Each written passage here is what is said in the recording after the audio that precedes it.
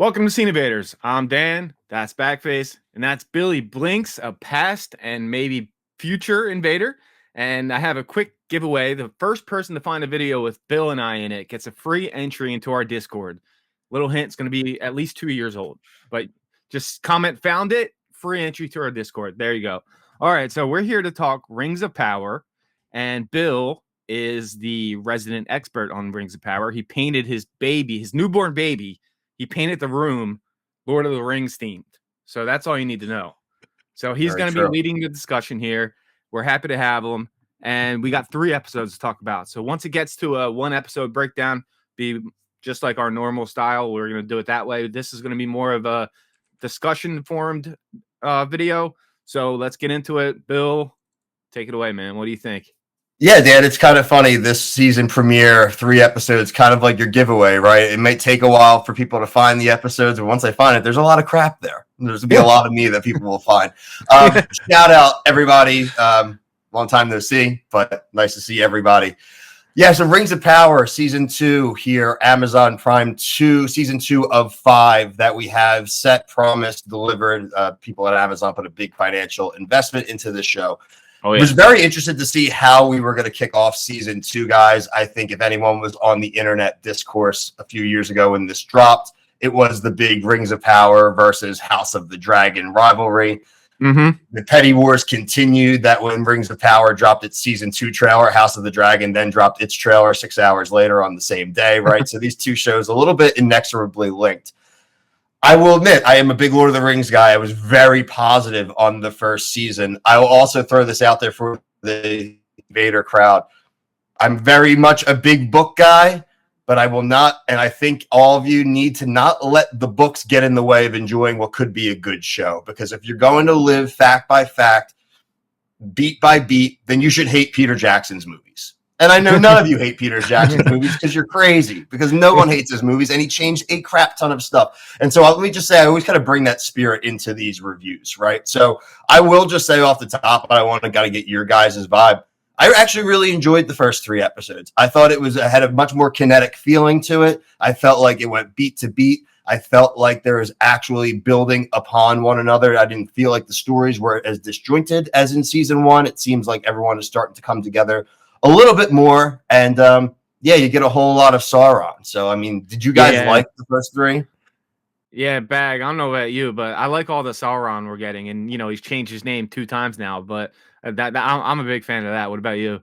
Yeah, the first 3 episodes I thought were okay. I don't think it's as bad as everyone's making it out to be. I still think there's like some pacing issues. And I have an issue with the directing itself, like the look and the cinematography of the show.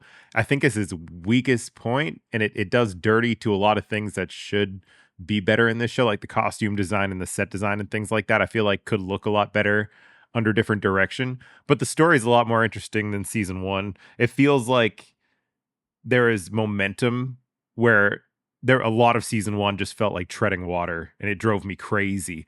And because everyone knows where it's going, so to tread water when you already kind of know where the story's going is even more frustrating. But this season feels like it's like 50% treading water and like 50% I'm like moving towards something. All the Sauron stuff, though, is so good. Agreed. If it was just a show about Sauron's backstory, I feel like I'd be really enjoying it right now. Like, it'd be right up there. Yeah, and I think that's, you're putting out really fair criticisms there. The presentation of what you're saying, there's amazing sets, amazing costume, but sometimes I think what this show does really well, and it is honestly imitation on the Jackson kind of style and cinematography, the sweeping wide shots, the presentation of the locations, that stuff's great, right? That's awesome. I do think when they kind of tighten it in, and frankly, I do believe that's almost more on the writing than maybe the direction, right? I mean, I wrote this and we'll get to it, but this show, I'm its biggest defender, right? But then they hit you with these cringe lines, right? Like, you'll be the Lord of the... I was like, no! Yeah. No. They literally said, they say it. Yeah. Like, we were so good. Like, it's like, Cinema Sins. Like, ding, they said it. There it is. Yeah. I think the issue... I was talking about this with the movie Cynic earlier. And I was saying, like, the biggest issue to me in this show is it's lit like it's like a newsroom or something. Like the lighting Oh is my God, so so perfect all the time. Everything's so soft and warm. And I'm rewatching the original trilogy right now, like the extended. Oh, And nice. I've been purposefully doing it because I was like, why? What is it about this show that just feels off? And Peter Jackson literally made those movies kind of like as an advertisement for New Zealand. So there is so many shots I've forgotten about that's just like them walking across huge beautiful mountain landscapes, and it just sets this weird tone of realism where it feels like it's set in the real world, like UK-esque feeling, but it's everyone in it is so fantastical that it's just the perfect balance of real sets and real locations. And he shoots with really, really long lenses. So he'll do like these big like helicopter sweeps around Aragorn. And it's just Mhm. like, oh, and this show doesn't do real sets often. They're not shooting outdoors that often. It's mostly on a soundstage and on like volumes. So they don't get that same epic feeling of like, holy shit, they're in the middle of the mountains in the snow kind of thing. You know what I mean? Yeah, I feel you. you're dead on, and I can tell you kind of know what you're talking about because there's kind of two things there. The second point, season 1 fully filmed in New Zealand. They didn't Yeah. film anything outside. Season 2 and on now, they're in England and they're in Yep. other places in Europe. You can tell, right? Yeah. You're going to get a lot more of the set pieces. You're going to see a lot more of the CGI. You are going to see a lot more of the tight shots in those cities. Like we're going to spend half of this show in Celebrimbor's forge, right? Yeah. It's going to be like Cheers, except it's Celebrimbor just hanging in there and being stupid stubborn. But Speaking of him, dude, he pisses me off. That guy. oh, he's my we'll least get favorite to him. character. Oh, we'll get to him. He's got to be top 2-3 worst characters. But He's like, so again, annoying. and there's other presentations, but I want to address the other thing you brought up, Bag, about Jackson was that if you go back and watch those, you mentioned the extended editions, they have the appendices, right? The behind the scenes docs. And if you go back, and I believe it's on the Two Towers doc, but he talked about how early on when he met with the cinematographer, when they met with the cast and they met with the costumers, everything that we're filming happened.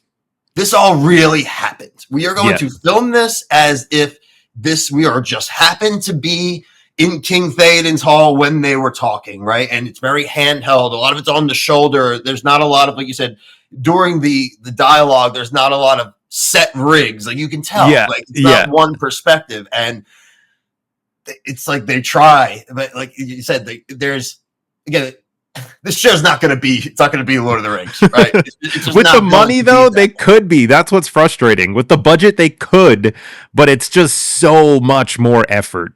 Mm-hmm. Well, and also the fact of the matter is, like you said, and you'll see as these seasons develop, the reason, like, I wish in a way you could just do the Sauron story and just kind of follow him around. You could do it from that perspective. It's interesting, but the thing is, you'll see too, is like he ends up in so many damn places during this show. Like he is. He's in Mordor. Now he's heading to Eregion. Guess what? He's also going to end up in Numenor before this show's over. Then he's going to be back in Mordor, right? And so for him to just go all over the place, it would seem a little weird to fall into this political intrigue. And it's like, well, what the hell is going on? You kind of almost need all the setup. So it gets in its own way while also you need it, right? So if you need 5 seasons of a show, you need all of it. So it's an interesting dilemma they find themselves in. But again, I do believe that while they're not completely landing everything, there's so far from this season's perspective a huge improvement. Oh yeah, definitely. Yeah, I would agree. Yeah, for sure. All right, you guys want to start the recap part? Yeah, let's get into the recap. Let's jump in. We're going to do episode by episode. I kind of broke it down, guys, just into the groups of characters right now, because obviously we do a little bit of bouncing. So I'm not going to hit every single bullet point on everything I threw at you, but it's all there just in case people want to know. Talk about imitation. They started the season with a major 20-minute almost flashback, like they're stealing straight out of a Peter Jackson movie. You kind of got to see how Sauron got to where we found him, floating on a raft in the middle of the ocean. Right? Which I love that part. I really enjoyed that. That was good cool. opening to the season too. Yes, great. I was like, great. oh shit, all right. The badass stuff with Adar turning the crown upside down and literally stabbing the shit out of Sauron was super badass. Honestly. and then everyone around him just like pop, pop, pop, pop, pop. It was crazy, man. He's just laying there like, oh, Yeah, just fuck. Oh, I mean, geez, literally as Julius Caesar as you can get, right? It was Yeah, the eyes yeah. of orcs. Like they were just and look, it's talking about like it was a bad political speech, right? He's like, "You guys want to take over the world?" They're like, "Hell yeah!" He's like, "Well, a lot of you are gonna die though." Just Yeah, like, just so you know. Not me, but you guys for sure. they're just all sitting there going like, "Well, you're the only not orc here, bud." So like, just, I did like that. We got him to be kind of like his little oogie boogie kind of combination with the Terminator liquid kind of soul. He goes and eats that poor lady. Doesn't Reminded me of Venom Venom style. Venom, yeah. He doesn't eat the horse though. The horses did good on this first 3 episodes too. You got the other one later that's literally killing orcs. So Badass horse. Yeah, we'll talk about it. Yeah. very, very pro horse they were in the first 3 episodes. Yo, are they allowed to say that the stranger is Gandalf? Is that in the I don't know contract? if Gandalf's in the rights. I don't think So, he is. I don't.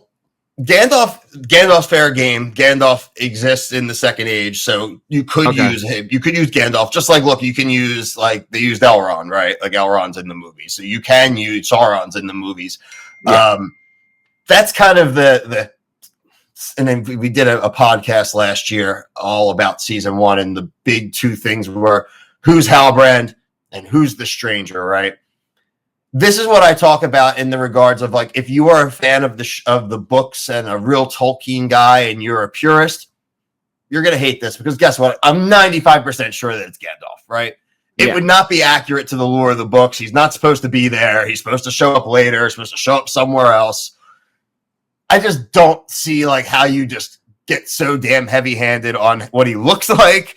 And now you got the wooden staff, right? Staff, you got Hobbit friends, like, then he's gonna be some guy named Jeff that we don't know about. Like, it's gonna be a little. I think up. I heard. Well, like one of the theories I saw on Reddit was that it's the Blue Wizard. Yeah, and there's 2 of them. Yeah, and and they've never been named, so they could just kind of give them whatever name that they want.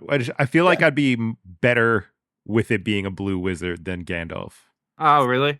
Yeah. So I was kind of excited.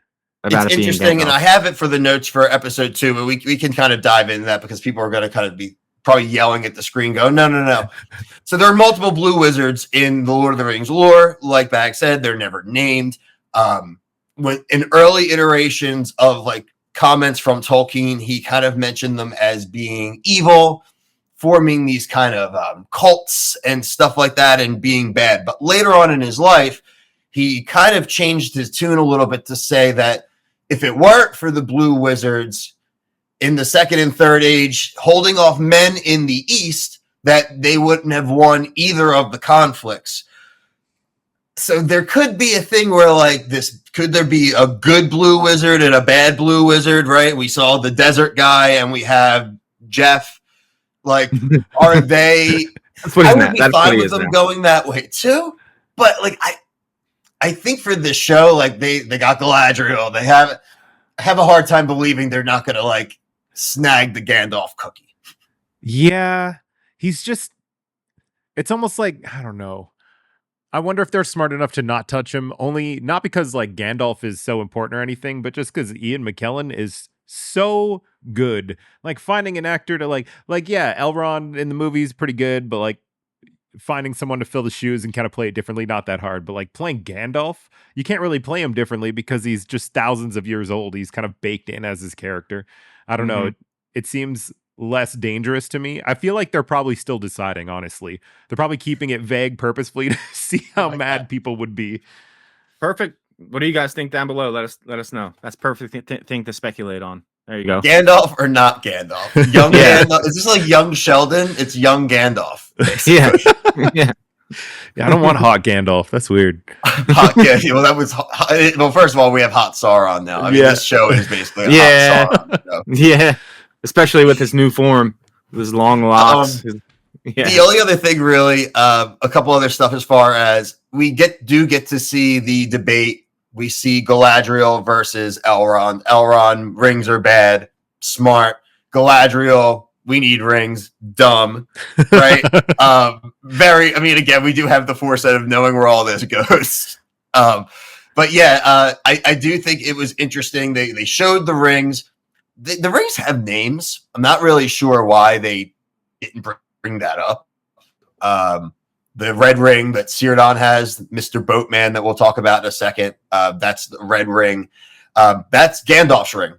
Gandalf ends up with that ring. So Okay. that he in the third, he has the ring. So during Lord of the Rings, Gandalf has one of the rings of power. Shows how like deceitful the actual ring is, that this dude's literally wearing one of them and he still can't tell that the ring is like sitting in a closet in the Shire. Bilia, Ring of Air, that is the sapphire blue one. That's the one that Gil-galad, that's the king of the elves. Obviously, we've seen later on Elrond gets that ring though. So Elrond, even though he hates the rings, does end up with one of the 3 rings. So interesting to see like how his opinions will change, or at least how he'll maybe meet people in the middle. And then there's Nenya, that's Galadriel's ring. Interestingly enough, the only person who never loses their ring. Yeah, she never loses it. The dwarves all lose their rings. They all get effed up. Obviously the ring wraiths, they don't have fingers anymore. And then all the other 2 elves do pass their rings along. And then obviously the main ring gets passed around to a bunch of people before it gets thrown in the mountain. She takes it the whole time. She has it from bell to bell, takes it all the way onto the boat in the end. So good on Galadriel. She does at least keep her crap, and she doesn't actually. And I do like her as a character. I enjoy her. She's fun. The interesting thing in the long con of it that ends it is we do see that the forests do start coming back to life. That's everything they're worried about. That's marking the end of the elves' time on Middle Earth. You flash forward, you do end up seeing that in the Lord of the Rings movies, so it is a prelude to what does end up happening. Like I said, once the actual Ring of Power is created, the Elven rings lose a lot of their luster. They become more basically like a ceremonial thing that they're holding on to. I thought it was cool ending to a first episode. Sauron, again, I think Charlie Vickers' first episode was like another awesome performance. I don't think he's going to get the credit for it because I think a lot of people are going to crap on the show. And so you're not going to really, he's not going to get the attention I think he deserves. That's sad. I feel like that's just the age we're in. People just like to nitpick more than they like to enjoy stuff anymore. It's just the way it is. You know? It's funner to be a hater, which is annoying because I don't enjoy hating on things. Even for something like this where like I've definitely watched better shows in my life, you know? It's not I can recognize that it's not bad, and it's something that I enjoy watching the like art of, the craftsmanship of it, and it's just kind of fun to see this story on screen and like told in a visual medium, because it's, I don't know, it's the world that I really enjoy. And even if I'm going back to it and not the same quality or like the way I remember, it's still kind of cool to go back to this world anyway. Yeah, I'm with you there. Yeah. Listen, if I could get to spend 1 week, an hour a week in a massively high produced show, and it doesn't always hit, but hell, like at least they're trying. I'm all for it. Exactly. One thing I didn't mention, just a shout out to Poppy, who is is now our girl Samwise, because she shows up and has been following the wizard and her. They have no food, but they do have acorns in their hair. So I don't know why they don't just eat the acorns. That's a true. good point. They're in the desert. I wrote, that was like one of the, I didn't write it in my notes, but I thought about it. Like they literally got a bunch of shit in their hair and they just don't eat it. They just complain about being hungry. So we'll get there. The second episode, Where the Stars Are Strange, it's obviously talking about the stars in Rune. That's the area that all the dreams that have led the wizard and the 2 hobbits. They're the Hartfoots. Guys, they're hobbits. Like, let's all get down to it. They're just the nomad versions of the hobbits. I guarantee this show will end with those bastards in the Shire, and it's gonna, and we're gonna get the at the end, right? Like, like, yeah. Somehow there's gonna be a way that Bag End somehow gets created 3,000 years early, right? Like, Frodo will be there. Like, we'll get Elijah Wood. Like, he'll show up. His Force Ghost. We're getting a Force Ghost. Exactly. Bilbo, baby Martin Freeman. I just put one note just for people. Like, I saw some people on Twitter, like they make fun of the title screen. I think the title screen's actually not that bad. It's kind of the sand falling. If you actually take a screenshot of it, it's showing all the rings. It actually lays it down. There's the 3, 7, 9, and then 1. And it's the 3 L's, 7 dwarves, 9 men, 1 ring. They show like the crown of Elendil. They show Sauron's crown. There's a red ring at the end. I think it's kind of cool. Also, shout out Bear McCreary, does all the music for the show. He does all the music for everybody basically now. But just another thing for Mr. Bear to put his hat on. Galadriel, Celebrimbor, Sauron, Círdan, all the Gil-galad, basically all the elf stuff in this episode breaks down to Elrond not wanting to use the rings, wanting to talk to Círdan saying, hey, you know what? I got you. I know where we can throw this in the ocean, but says actually, nah. Like I mentioned, episode 1, decides that it's better off. Kind of an interesting quote where he says, you basically can't, it's like, don't blame the kids for who their parents were. These rings are super nice, but just because Sauron's there, and they're all hung up on the idea that Sauron didn't touch the Mithril, he didn't touch the rings, so they're not corrupt. They're like 90% right. Yeah, I kind of gathered. I don't know. It's weird because, okay, correct me if I'm wrong, but in the actual books, Sauron's not even there when they create those first 3 rings, right? Okay, yeah. That's the one weird thing where I'm like, why would you change it to kind of gray area it? Because it just kind of, it makes it more confusing to me, I guess. I think the idea here is if you're looking at like a dramatic structure, like you need to set up whether you want to call them tragic characters or like the hate the face characters. And like that's Celebrimbor, right? Like Celebrimbor is this ring maker, this smith who has this whole realm, but has never really been fully accepted or isn't in the highest pantheon. And he's just got this axe to grind. And, Gil-galad doesn't respect me. No one respects me type shit. And then he gets into a bromance with Annatar. So in the books, that's how he is presented. So there's no Halbrand to Annatar. That's, again, I understand kind of criticisms people have because it's like, you did a whole season last season of this guy deceiving being another guy. He shows up and he goes, well, I'm actually not this guy. It's like that Family Guy skit was like, no, I'm not a woman. I'm a horse. No, I'm not a horse. I'm a broom. Like, it's just like you're doing the same thing multiple times. And then it's going to be the same thing with the rings, right? They're going to, here's the part where we do the elves. Now I'll bring the dwarves in. Now we're going to bring the men in, right? Like, and so they could have gotten it all, like you said, a little bit more streamlined, but to me, that's like almost just like having to set up a dramatic arc that you think will last over a certain amount of episodes. Yeah, and I love the Celebrimbor thing when he was like, well, Galadriel told me not to treat with him anymore, so I don't know if I should talk to him. And then he, of course, the bromance forms, but he just annoys the shit out of me, man. I guess he's doing a good job acting. That's what he's supposed to be doing, annoying people. But yeah, he's annoying me. I feel like this all could have benefited from being squished into 3 seasons, and this is kind of one of those moments where I'm like, we could have compressed all this, and it would have been great. Like it would have been just as good, but I don't know. I don't mind the little self-indulgences. Like when they start pouring the rings, and it's very indulgent, but I'm like, this is pretty cool. I'll take it. Yeah. Yeah. It's very much like they're like a flair bartender. Just trying to make Tom Cruise making the drink. Yeah. Cocktail. Jumping over Harfoots, Nori Poppy, Gandalf, Jeff, whoever he is, / the bad desert wizard.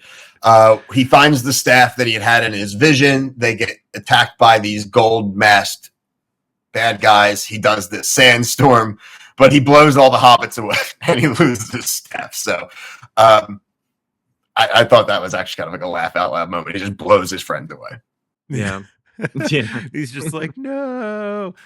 Also, those are rune soldiers, aren't they? That's what they're I think kind of alluding them to being. We kind of, when they see in the conversation they have with the bad wizard, they say that they are cursed, and so that's kind of the exchange they're looking to make. We'll go get that wizard for you if you lift our curse. So not something that I know directly from like the books. If somebody has an idea of what they're basing it off of, or if this is just something they're trying to do. It'd be cool to hear, but it's enough for us to understand the storyline. These are bad mercenaries, and this wizard is going to probably capture him, and we'll have some kind of confrontation between the two.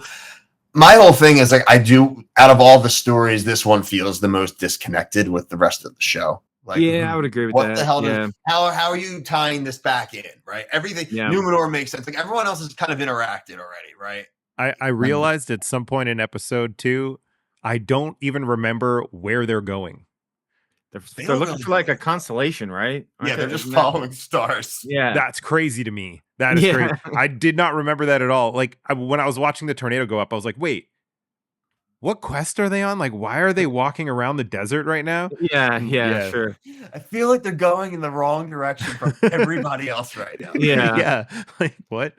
It is a little disconnected, but like I'm so on the train that like I just want it to be Gandalf, even though it now talking to you guys, it might not be. So I just really like season 1. It was so cool to be like, oh, this is probably Gandalf, and now it's like it does seem disconnected. I agree with that. Yeah, that's why I feel like from a television point of view, it's going to end up having to be him, because how else are they going to tie it back into the whole story, right? Yeah, like, that's true. That's where I get stuck on. I feel like they're purposefully making it seem like it's Gandalf, so everybody gets attached. And then they'll be like, it's not Gandalf, but you still like the guy, right? Like, yeah, you still like him. Yeah. Do you guys want us to do a spin-off show about them? About Jeff? They basically have a spin-off show. This is their spin-off show within the Rings of Power. Everything else is a very specific tone. It feels like it's all about to collide, and they're just over here just like, da, da, da, da, da. Yeah. Oh, the wind. Found stars. Yeah. The one scene that actually blew my mind. There was only one scene that I was instantly like, this is stupid. When they're being hunted by dudes in masks that are clearly trying to not do nice things to them. And then they bring up a bucket of water from the well, and that bell starts ringing, and Poppy just looks at it and is like, huh. And then it's like, I'm like, what are you doing? Like, stop it from ringing. Yeah, that was a little crazy to me. But other than that, yeah. I thought it was a smart trap. I mean, it's a good trap. Yeah. A shit ton. Yeah. Dwarves. The dwarves are pretty straightforward. Sauron, just quickly, just like, yo, Celebrimbor, you should make more rings, right? Those ones are great. Let's make double the amount for these dwarves because they're in trouble too. But we need you to go call young Durin, because old Durin is not going to like this. We also find out they're having problems now in Khazad-dûm. They aren't able to speak to the mountain. Basically means that the mountain is getting janked up.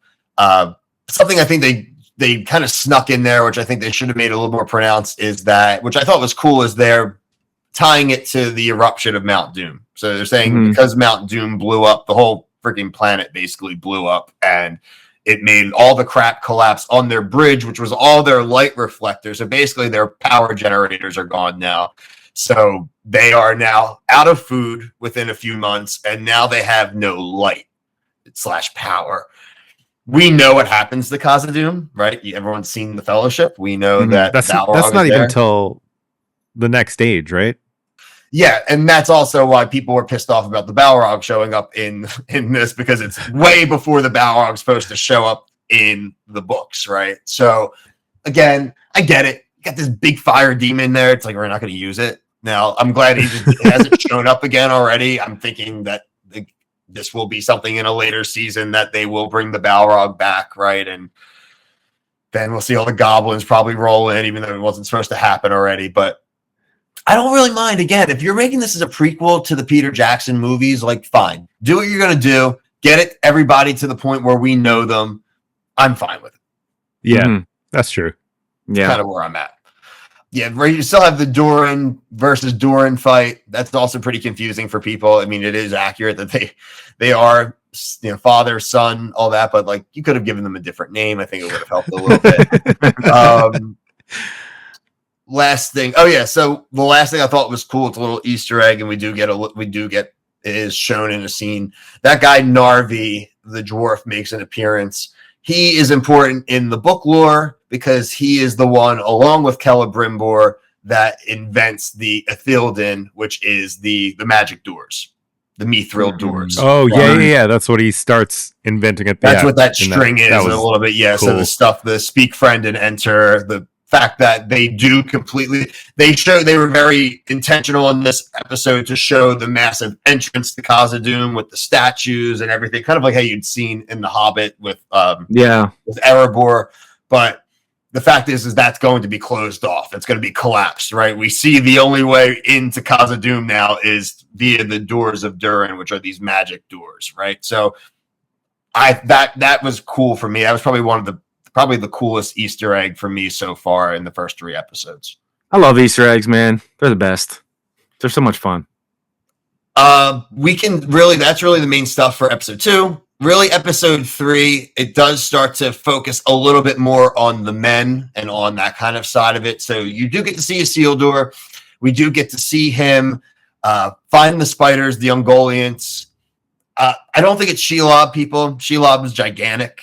We see Shelob is alive during this time. That was the one thing I thought the Lord of the Rings movies did a little bit dirty. In the book, Shelob's supposed to be like this monstrous ass spider, and Sam's face to face with it in the Peter Jackson movie. Now, I guess for the cinematography, for wanting them to feel tight and exposed and hunted, you didn't want to have a 20-foot spider, but I always thought a bigger Shelob would have been cool. So I'm thinking that he's kind of near where Shelob was, in those mountains near Mordor, the Cirith Ungol area.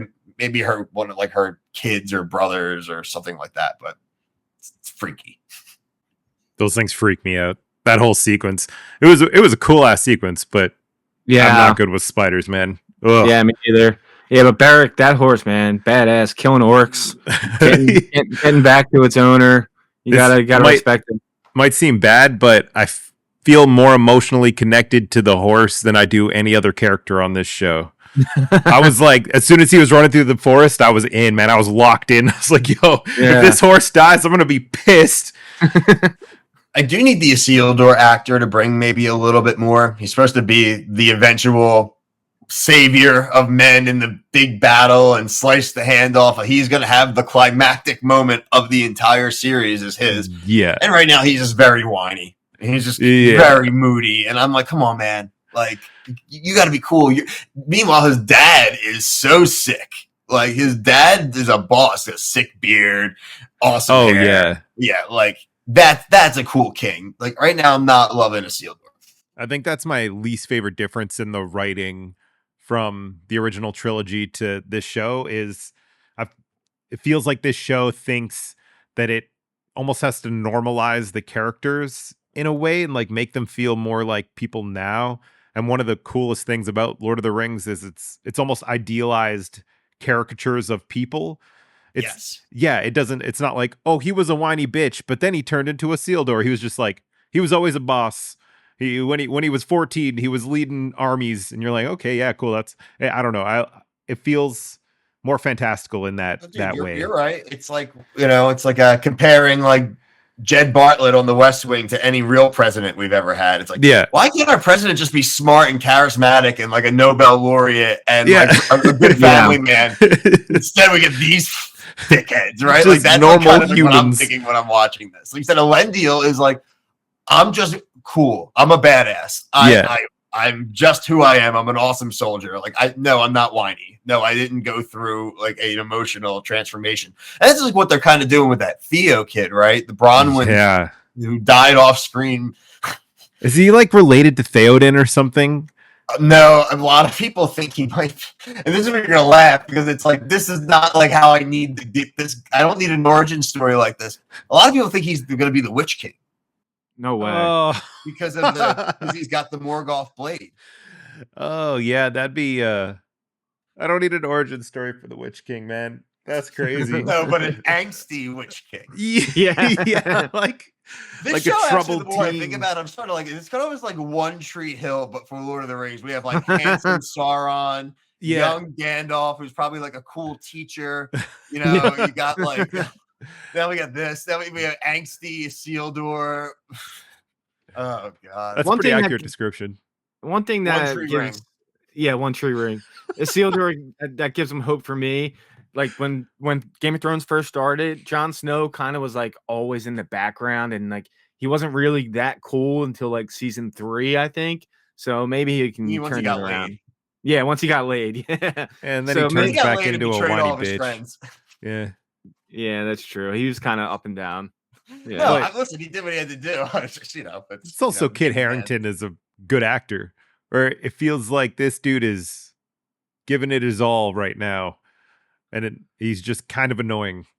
Yeah, you just don't. Okay, all right. I wonder if these actors, though, to be fair, like if you're getting like a script and you're not loving it, and you're just heads up, you're a Isildur, and you're like, yo, I got 5 seasons. I can't get out of this. And like I'm still not cool. Like I'm still like people still like my horse better than me right now. Yeah. For sure. Can I get a win? Yeah. Let's see. So I mean, that's really as far as like the Isildur stuff. He does pick up Estrid, the chick who's got the Adar. Adar. Yeah, he's got the mark of Adar. The mark of Yeah. Adar is it seems like it's like the death mark, the Death Eater mark right now that everyone's like, oh, you're bad. It seems like a lot of people who had been right in ground zero of that attack, it basically was either you're gonna get killed, or you're gonna become our slaves. And that's kind of what a lot of these people down there right now are, the humans. So obviously love interests. I think that's kind of where we're heading with that, right? So For sure. Yeah. angsty fun. We jump over to Numenor, which is like a hellscape Disneyland. Cal Palantir's funeral. We had Muriel, the daughter, obviously who got blinded during the Mount Doom explosion during the battle. This is laying the groundwork for really what the Numenor storyline will be in this show. Old Numenor versus new Numenor. Old Numenor means you are pro-elf, pro the Valar, who literally gave them Numenor. That it's an Eden island out in the ocean, protected. No one can get to you. Versus new Numenor, the Alfrazad stuff. This isn't enough. I want more. Very much like a Garden of Eden allegory, right? Men being given it, but hey, you cannot have the fruit. Well, we want the fruit. That's what Pharazan is, basically. They become the anti-elf. They become very fanatical. This stuff will continue. Obviously, it will go to hell when Sauron ends up in Numenor, and everyone just listens to him all the time, and he's going to flame the worst or demons of Al-Pharazôn eventually, where they are going to go and try to seize the Undying Lands. They're going to try to seize heaven from the gods, and the gods are going to go, no, that's not how this works. That's how the whole story of Gondor starts. Gondor are the descendants, are Elendil, are Isildur. They're saved from the flood. They're the ones that end up allowed to get to Middle Earth, and that's how they found Gondor and all the things of men. That's how they permanently end up there. Right. We see the election now, right? So we're seeing basically Muriel is like, I'm going to stick with the elves. Things have been pretty good here. You have Pharazôn saying, no, we need to take more. We need to be in control of our own destiny. You have the Eagles show up, right? And these dopes all start going, oh, Pharazôn, that's who they're here for. They're totally misreading that. They're showing up there for Muriel because she's the one that's respecting the gods. These dopes are misreading the tea leaves. And this is really going to be the beginning of the end. You're going to see the two factions, and we are going to see eventually Pharazôn take control, and we go from there. Yeah, that one guy started the chant, and it worked. It's weird to me, though. It's like if there was a bunch of people that didn't believe in God that were cheering on a guy who didn't believe in God, and then a sign from God showed up, and they're like, "Ha! See? That's our guy." You're like, wait, don't you like not believe in this shit? Yeah, that's so awkward. It literally was like first. It's like dibs. Like they call dibs on the eagle. It's like Pharazôn. It's like oh, it's closest to him. Also, poor Muriel, she can't see. One Easter egg I fucking loved, because I know Numenor eventually, like, people go and like create Gondor, right? Yeah. But they're the descendants, the structure of Numenor, at first I was like, wait, are they in Gondor? I was like, oh no, it is different. That's kind of cool that it they made it look very similar to Gondor in the trilogy, but it's just like slightly, I don't know, it's inspired, which I thought was an interesting choice. It's supposed to be nicer, right? Like Yeah. the Numenor comes from Gondolin, which was like the big, Gondolin, Gondor. That was the big refuge main city in the First Age, and there's like the original Morgoth, who's like Sauron's boss. That's like all the First Age, right? That ends when Morgoth dies. Second Age ends when Sauron loses the battle at the beginning in the prelude of Lord of the Rings, right? Third Age ends when Sauron's eventually gone. So it is, by the time you get to the Third Age in like the Lord of the Rings movies, it's supposed to kind of be like the ruins of these awesome empires and a kind of fantastical gods and men living together, right? And so you're right, they did do a good job of like showing that this is like a nicer Gondor. Yeah, This yeah. what Gondor would have been if they could have brought everything over with them, or if like the gods would have created a city for them. Instead, they have to try to build it, and they do the best they can. And it's like Minas Tirith is so sick. Like that's Yeah. still one of Oh, the so coolest sick. cities ever Yeah. in any movie. But yeah, so all in all is to say, like, look, we've done this like for almost an hour. One shout out thing I want to bring up, the Mordor stuff. We do get to get Damrod the troll. That dude's sick. That guy. Yeah. Meanwhile, you have to think about it too, though. Like that dude had to walk, and they could only do it at night, right? Because they turned to stone. So, like, how long has this dude been walking? Like, and no one noticed it. Yeah. Big ass fucking guy. 12 foot Yeah. tall. Yeah. He also ate the guy who they sent to go get him. That guy's betraying him. There's no way that dude doesn't become Sauron's best bud. Like, Oh, him and yeah, Sauron would be 100%. drinking Yeah, beers. for sure. Yeah. Handsome Sauron and Damrod, the big goofy dude. Like, he's like the thing. Yeah. Only thing I put in the notes, guys, close it out. They did do a trailer.